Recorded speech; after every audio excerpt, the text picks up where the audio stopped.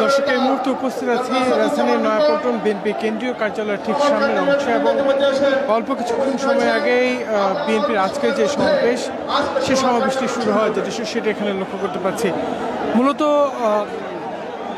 সদ্য সাবেক প্রধানমন্ত্রী শেখ হাসিনার পদত্যাগের 2 দিনের মাথায় বিএনপির পক্ষ থেকে একটি সমাবেশে ডাকা হয় এবং এটিকে ঘিরে ইতিমধ্যে হাজার হাজার নেতাকর্মী তারা নয়াপল্টন কেন্দ্রীয় কার্যালয়ের সামনে থেকে ছাড়িয়ে নাইটিঙ্গেল মোড় কাটকার মোড় পর্যন্ত চলে গিয়েছে।